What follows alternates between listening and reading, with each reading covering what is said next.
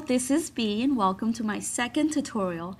Today I will be showing you how to make a very cute and simple Valentine's Day cards. So here are some of the cards that I made earlier. This one I used purple button with the yellow tool. If you don't have the tool around your house, just use ribbon or twine, whatever you can find. So here's a closer look of the green one. So stay tuned and I will show you how to make these very simple cards. So first thing you need to do is stamp an image onto fabric using Stays On ink. The color that I chose on this one was Timber Brown. Now you want to ink your rubber stamp really well and press firmly onto the fabric. You want to put more pressure than you would to the paper because fabric is not as smooth as paper and you want the image to transfer well. As you can see, I went ahead and stamped a bunch of images onto this fabric because I'm planning on making several cards to give it to people. So I went ahead and cut a square around the image, and then you want to trim around the heart, probably leaving 1/8 of an inch around the heart. You can trim less or more, it's really up to your preference of how much fray you want around the edges. So here's the heart that I just cut out. Next, I will be trimming the paper. The measurement is 3 inches by 6 inches long, and you're going to score at 3 inches and fold it in half. The paper that I'm using here is called craft paper. Look just like the inside of your cereal box. After I score the paper, I use We Are Memory Keeper's tool Crocodile 1/4 of an inch, and I round the bottom edge of the paper. This just kind of tie everything together. So here's a closer look of the rounded corners. So in order to get a tone-on-tone background, I use Versamark and the rubber stamp that I used earlier on the fabric.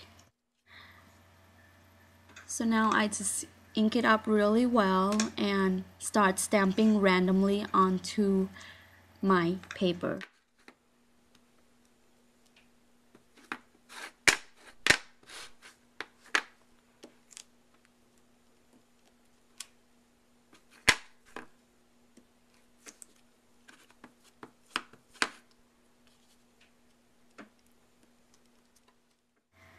So here I have my very own unique background that I just created using the same stamp. So you will take one glue dot and put it on the back of your fabric piece, put it on your cardstock.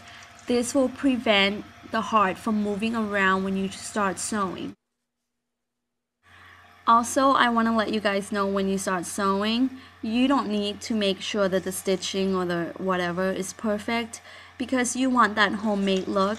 I just love when someone mail me a card, that is homemade. I just think it's special that someone would actually take the time to do that for me.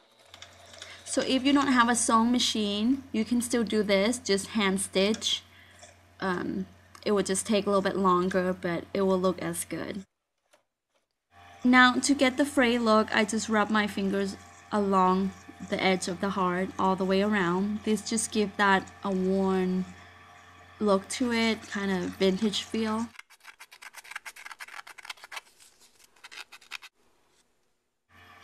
Sorry it's blurry, but we are almost done. We just had to add one button and tulle or ribbon or twine, whatever you have. So just place a button that you have onto the center of the heart and see if you like it. Different size will definitely give it a different look. Now as for the button, I am not going to sew it directly onto the card because I want the inside of the card to be somewhat clean and neat. So what I did, I just thread pink floss. Just pick a color that will match your button. And you just need to only thread in once because the floss is pretty thick.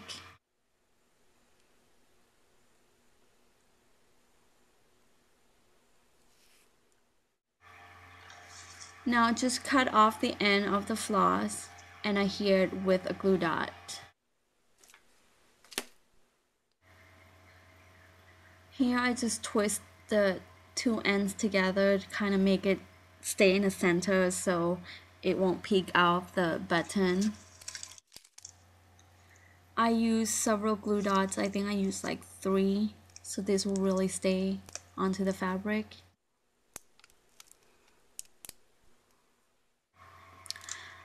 So there's still a floss sticking out of the button. I'm just gonna trim it off. And now it's ready to be placed in the center of the fabric heart. Beautiful. Now it's definitely not gonna go anywhere. And then I just use brown pen to draw faux stitching around the heart to give it more interest to the card.